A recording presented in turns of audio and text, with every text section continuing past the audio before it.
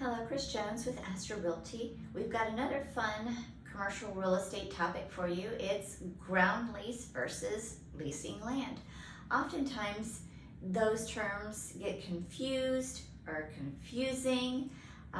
They mean different things. So we're going to dive in today on the difference between the two. And we've got a couple of topics here within ground lease versus leasing land to go over. And again, this is just an example. Types of leases can become very complex to very simple.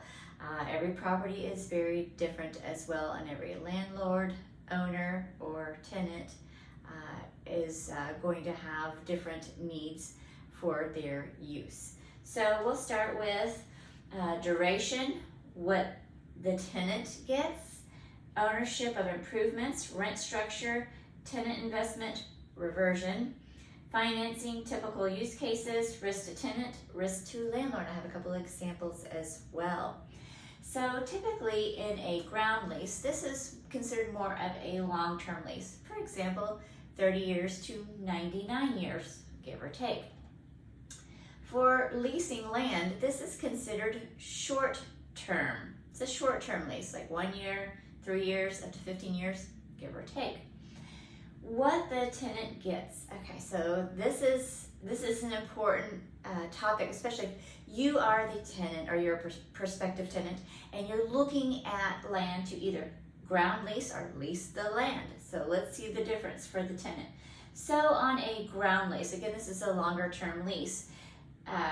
During the lease term, the tenant will receive the exclusive right to use the land, build their own improvements for the lease term. This could be building, parking, etc. On the other side, leasing the land, the tenant has the right to use the land. Usually there's no building rights, or it's very limited. When we get down to ownership of improvements, on a ground lease, the tenant owns the building improvements during the lease term. You know, this could depend on renewals or purchase options that might be worked into the lease agreement. Usually with a ground lease also, it might be ideal, I'm not an attorney, but it might be ideal to have an attorney draft this type of lease agreement, because there's going to be a lot of involvement in there that a standard realtor's lease agreement might not have adequacies for. So this is when a good real estate attorney would come in handy. On the leasing of land side, the tenant might have, there's just no improvements for the property. They use the land, vacant land, for maybe like boat storage, parking, overflow. Next down is the rent structure. So on a ground lease, the rent structure is usually a fixed base rent or percentage rent. There might be increasements or adjustments considered herein. Again, it all depends on the negotiations. We love to negotiate. For the rent structure on leasing land, it's typically market rate for the land. There might be annual escalations. Could be like 2%, 3% per year, every 3 years, every 5 years, something like that. That could go for both sides. When we're looking at tenant investment on the ground lease, you might see that the tenant pays for the construction, the financing, the maintenance, the taxes, the insurance. In addition, there might be high upfront capital needed. On the other side, leasing land, it's usually minimal or no capital investment. It's a little easier. For reversion, at the end of the term, the building that was constructed typically reverts back to the owner of the land. So, got to figure that in to your budget as well. But what you save on is not purchasing the land. So you save on the money that would cost to purchase the land. Instead, you're leasing the land, but you're building structure. You're building improvements on the land that you're leasing. It's your leasehold interest. On the leasing of the land, the reversion, there's usually no improvements, so nothing really reverts to the owner. It just goes back to the owner in the same condition. On financing of a ground lease, this is considered long-term financing for the leasehold interests of the property that the tenant is going to have during the term of the lease. And the leasing of the land, it's very difficult to get financing. So usually this is just, again, it's just you're leasing the dirt, just the land, for like storage or overflow. Or for the typical use cases on a ground lease, you'll see fast service or fast food restaurants, you'll see banks, you'll see hotels, you'll see cell tower, solar farms, digital centers, etc. When you're considering leasing land, some of the uses like we described earlier are for parking lot, storage, billboard use, etc. The next topic is risk to the tenant. Well, for a ground lease, there's high upfront cost. The lease term control is during the term that you lease.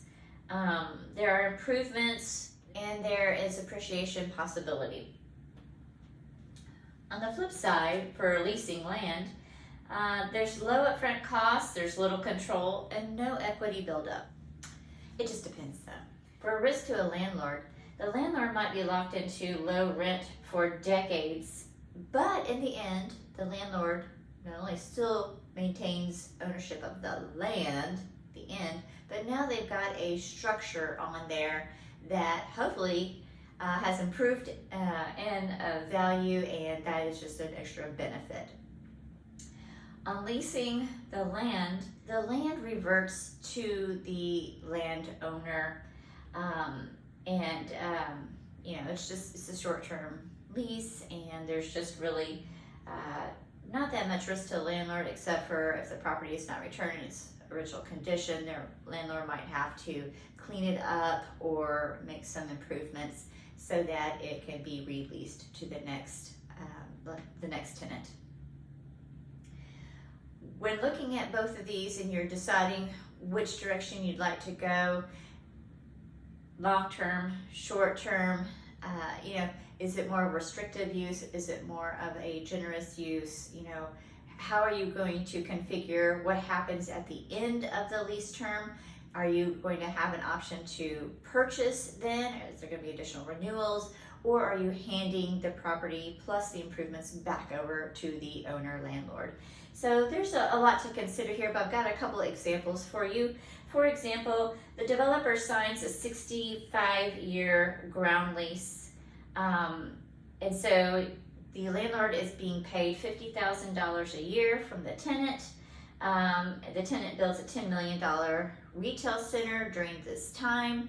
The tenant developer will be collecting rents on the tenants in that retail space. At the end of the term, the tenant developer returns the property back to the landowner. So there's some benefit there.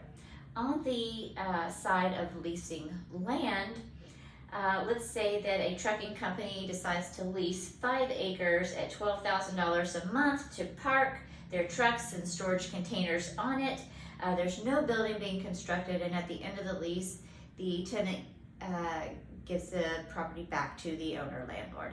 So that's kind of 2 simple examples. Of course, it's not all of the examples. These are not all of the points to be considered, but this is just kind of a real simple overview of the difference between a ground lease and leasing land.